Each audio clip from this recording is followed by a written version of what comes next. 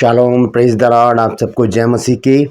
प्रभु यीशु मसीह का कलवरी क्रूस से तीसरा वचन, ये हर एक परिवार के लिए बहुत महत्वपूर्ण संदेश है।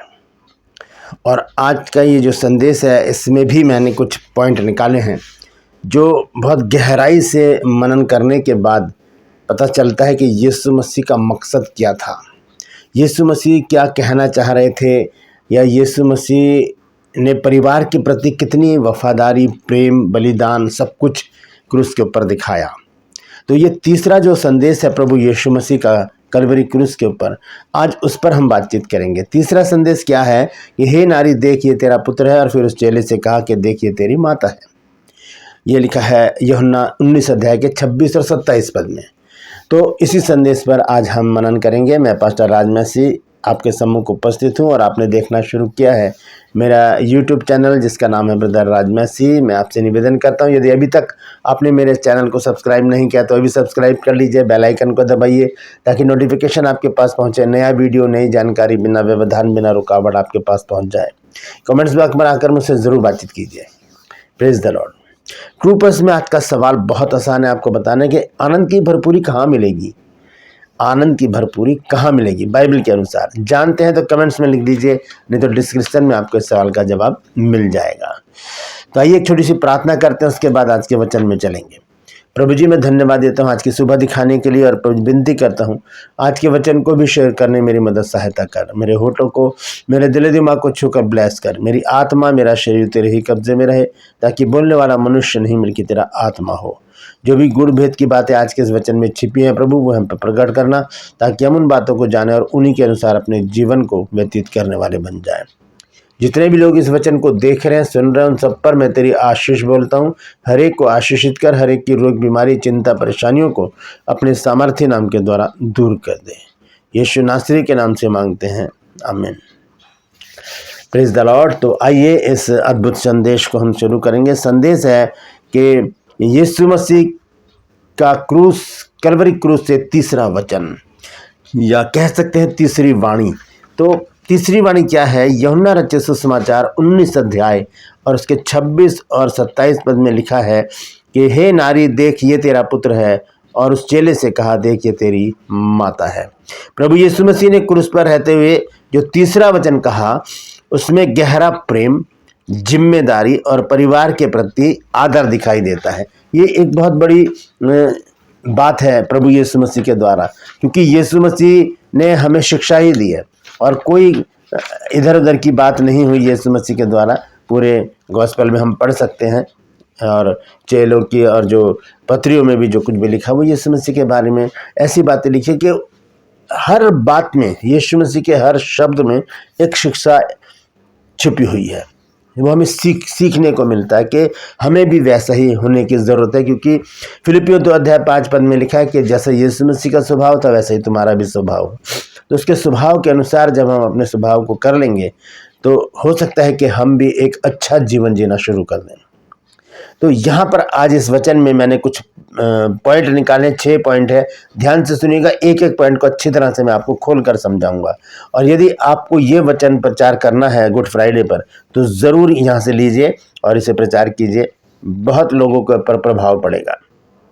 तो सबसे पहला पॉइंट क्या है? पीड़ा में भी दूसरों की चिंता करना। क्योंकि जब हम पीड़ा में होते हैं तो कोई और रो रहा है या कोई और बातें कर रहा है तो हम गुस्सा कर जाते हैं, मेरी तरफ देखो, मेरी तरफ ध्यान दो, भाई मैं पीड़ा में हूँ, मैं दुख में हूँ, तुम अपने में लगे हुए हो। हम ऐसी बातें करते हैं। लेकिन यीशु मसीह कितनी ज़बरदस्त पीड़ा में थे क्रूस पर। ऐसे लटके हुए हैं यीशु मसीह क्रूस के ऊपर, और सर पे कांटों का ताज है, हाथों में कीलें ठुकी हुई हैं, पैरों में कीलें ठुकी हुई हैं, और ऊपर लटके पड़े हैं वो इतनी पीड़ा में। वो ऐसी पीड़ा में भी वो क्या करते हैं?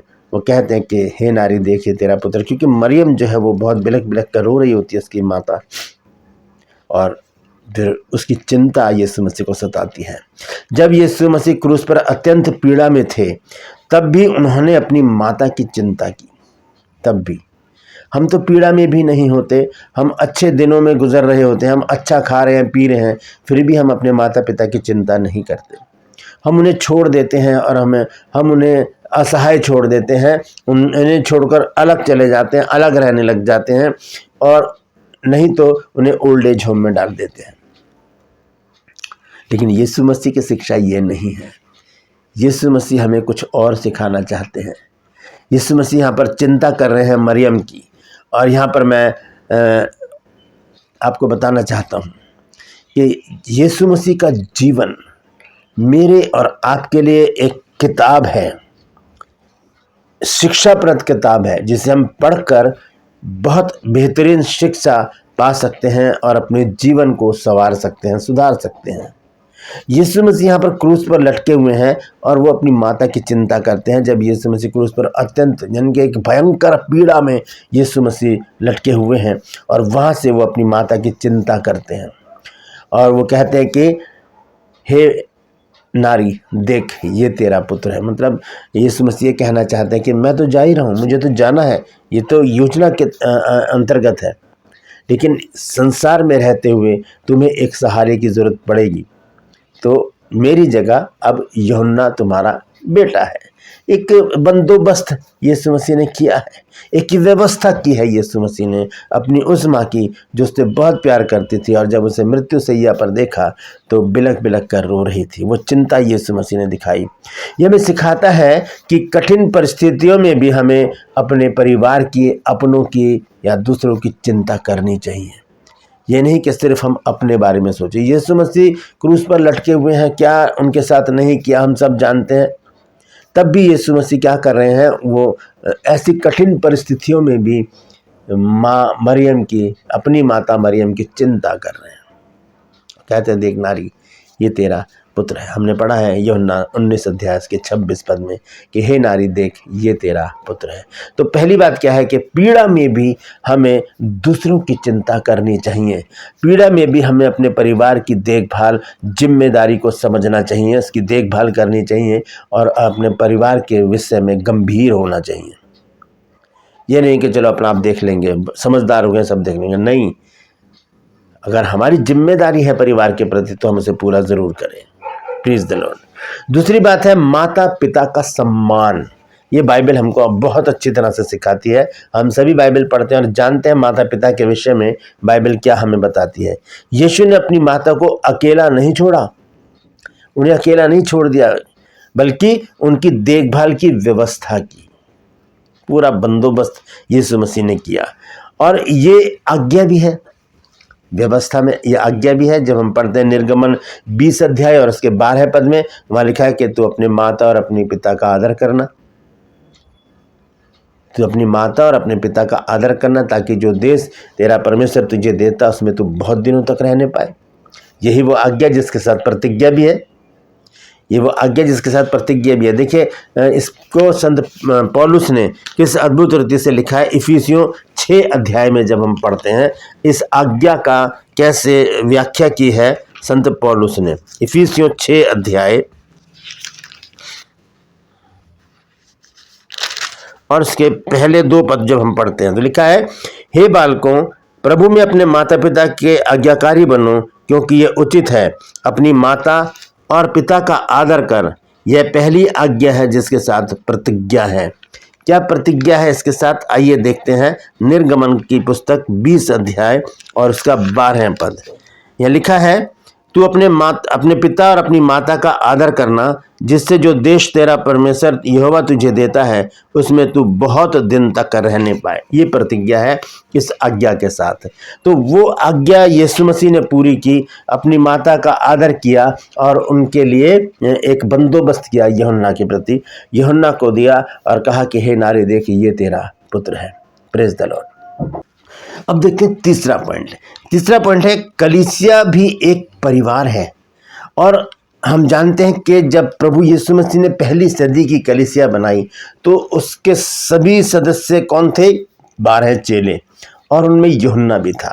यूहन्ना को अपने कलीसिया का सदस्य मानते हुए उसे परिवार का सदस्य बनाया प्रभु यीशु मसीह ने, और अपनी माता को यूहन्ना के हाथ में प्रभु यीशु मसीह ने सौंप दिया। यीशु ने मरियम को यूहन्ना और यूहन्ना को मरियम सौंप दिया, एक दूसरे को सौंप दिया गया, एक दूसरे को सौंप दिया। यूहन्ना को माँ दे दी और माँ को यूहन्ना दे दिया। एक बेहतरीन बंदोबस्त यीशु मसीह ने किया, क्योंकि कलीसिया भी एक परिवार है और हम जानते हैं कि ये लोग पहली सदी की कलीसिया के सदस्य थे। आइए देखेंगे, प्रेरितों के काम की पुस्तक है 1 अध्याय, उसका 13 पद हम पढ़ेंगे। जब वहां पहुंचे तो वे अटारी पर गए, जहां पतरस और यूहन्ना और याकूब और अंद्रियास और फिलिपुस और थोमा और बरतुलमई और मत्ती और हल्फई का पुत्र याकूब और शमौन जेलोतेस और याकूब का पुत्र यहूदा रहते थे। ये सब कई स्त्रियों और यीशु की माता मरियम और उसके भाइयों के साथ एकचित होकर प्रार्थना में लगे रहे। ये पहली सदी की कलीसिया के सदस्य थे, यूहन्ना और यीशु मसीह की माता मरियम।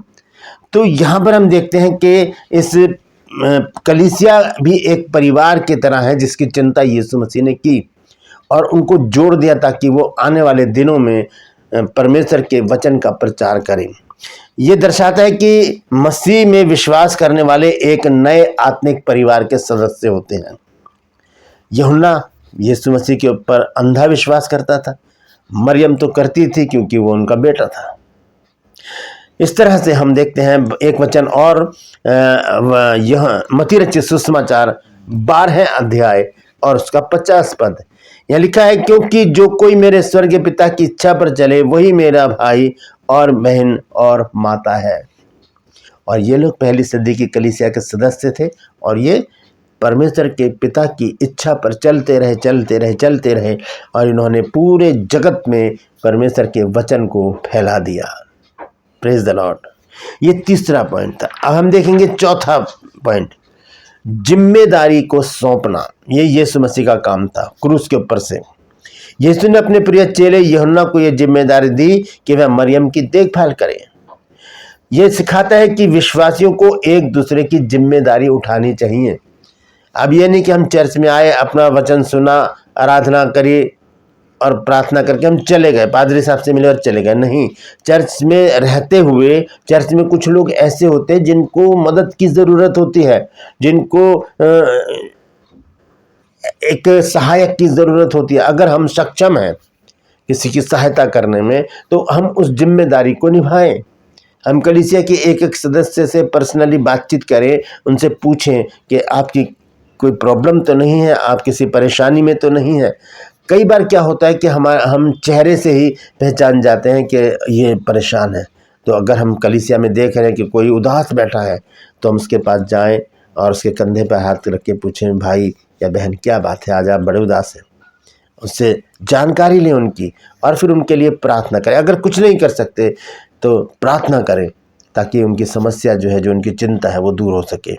तो हम देखते हैं कि ये हमें सिखाता है कि विश्वासियों को एक दूसरे की जिम्मेदारी समझनी चाहिए। हमें चर्च के अगर हम सदस्य हैं तो वहाँ पर हमारी एक जिम्मेदारी है। सारा काम सिर्फ पास्टर का नहीं है, डीकन का नहीं है या दूसरे लोगों का नहीं है जो वहाँ पर एक ओहदे पर हैं। कलीसिया का भी एक कर्तव्य बनता है कि वो अपनी जिम्मेदारी को चर्च के प्रति निभाए। हम एक वचन देखेंगे गलातियों की पुस्तक उसका 6 अध्याय और उसका 2 पद। देखिए यहाँ पर संत पौलुस ने क्या लिखा है। लिखा है, तुम एक दूसरे का भार उठाओ और इस प्रकार मसीह की व्यवस्था को पूरा करो। एक दूसरे का भार उठाओ, और यीशु मसीह ने ये काम किया मरियम और यूहन्ना के साथ। एक दूसरे का भार उनको दे दिया कि उठाओ और मेरी व्यवस्था को पूरा करो। यीशु मसीह की व्यवस्था क्या है? प्रेम की व्यवस्था, एक दूसरे का आदर, एक दूसरे से प्रेम, एक दूसरे को अपने से अच्छा समझना। यीशु मसीह ने 3.5 साल में यही शिक्षाएं दी। तो चौथा पॉइंट है कि जिम्मेदारी को समझना। ये जिम्मेदारी क्या है कि हम एक दूसरे के प्रति अपने कर्तव्य को निभाएं। यदि हम किसी कलीसिया के सदस्य हैं तो उस कलीसिया में हम देखें कि किसकी क्या प्रॉब्लम है, चिंता है, ज़रूरतें हैं। अगर हम सक्षम है करने में तो ज़रूर करें, अन्यथा प्रार्थना तो अवश्य हम एक दूसरे के लिए करते रहें। Praise the lord. 5वां पॉइंट है प्रेम का सर्वोच्च उदाहरण। सबसे बड़ा उदाहरण क्या है? प्रेम का उदाहरण यीशु मसीह ने क्रूस के ऊपर से दिखाया। क्रूस पर भी यीशु मसीह का हृदय प्रेम से भरा हुआ था। इतनी पीड़ाएं सही, कोड़े खाए पीठ के ऊपर, हाथों में कीलें ठुकी हुई हैं, सर पे कांटों का ताज है, लटके हुए हैं क्रूस पर। लेकिन वहाँ पर भी प्रभु यीशु मसीह अपना प्रेम प्रदर्शित करते हैं। यह हमें याद दिलाता है कि सच्चा प्रेम त्याग और सेवा को प्रकट करता है। जो सच्चा प्यार होता है, सच्चा प्रेम होता है, वो त्याग को, बलिदान को प्रकट करता है। प्रभु यीशु मसीह ने कहा यूहन्ना 15 अध्याय के 13 पद में, वो कहते हैं कि इससे बड़ा प्रेम किसी का नहीं कि कोई अपने मित्रों के लिए अपने प्राण को दे दे। यीशु मसीह क्रूस पर लटक गए और हमसे इतना प्यार किया कि अपने आप को हमारे लिए दे दिया। Praise the Lord. छठा और आखिरी पॉइंट यह है, परिवार की देखभाल परमेश्वर की इच्छा है। परमेश्वर भी ये चाहता है कि हर एक व्यक्ति अपने परिवार की देखभाल करे, चाहे वो बेटा हो, बेटी हो, माता हो, पिता हो, कोई भी हो, घर के अंदर जितने भी लोग हैं वो परिवार की देखभाल करें, हर एक बात में एक दूसरे की चिंता करें और एक दूसरे को ऊपर उठाएं। बाइबल सिखाती है कि जो अपने परिवार की देखभाल नहीं करता वो विश्वास से मुकर गया है। पहला तीमुथियुस 5 अध्याय और उसका 8 पद देखिए, यहाँ पर क्या लिखा है, पर यदि कोई अपनों की और निज करके अपने घराने की चिंता ना करे तो वह विश्वास से मुकर गया है और अविश्वासी से भी बुरा बन गया है। बाइबल हमें बताती है, संत पौलुस कहते हैं कि कोई अपने घराने की चिंता ना करे तो विश्वास से मुकर गया। यीशु मसीह ने अपने घराने की चिंता की, यीशु मसीह ने अपनी माता की चिंता की, अपने उस घराने की जो नई कलीसिया बनने जा रही थी, उस घराने के एक सदस्य यूहन्ना की चिंता की, उन दोनों को मिलाया ताकि वो आपस में मिलकर परमेश्वर के काम को आगे बढ़ाएं। ऐसे नहीं छोड़ दिया मरियम को प्रभु यीशु मसीह ने कि भाई तो है वो देख लेंगे उसको, ना। प्रभु यीशु मसीह चाहते थे कि मेरी माँ भी इस सेवकाई में आगे बढ़े और परमेश्वर के वचन को आगे फैलाए, और ये काम मरियम ने किया। पहली सदी की कलीसिया की सदस्य बनकर वो प्रार्थना में लगी रही और चेले जगह जगह जाकर उनकी प्रार्थनाओं से पावर पाकर परमेश्वर के वचन को संसार में फैलाते रहे। और कहाँ तक फैल गया वचन, आइए देखेंगे। प्रेरित के काम 12 अध्याय और उसके 24 पद में क्या लिखा है। लिखा है, परंतु परमेश्वर का वचन बढ़ता और फैलता गया। परमेश्वर का वचन बढ़ता और फैलता चला गया। यही वो कारण था कि यही वो कारण है कि आज बाइबल मेरे और आपके पास है, मेरे और आपके पास आज बाइबल पाई जाती है। इन लोगों ने काम किया, स्त्रियों ने प्रार्थनाएं की, मरियम ने प्रार्थना की, क्योंकि प्रभु यीशु मसीह चाहते थे कि मेरी माँ पहली सदी की कलीसिया की सदस्य बनकर चेलों के साथ काम करे, और ऐसा ही हुआ। Praise the Lord.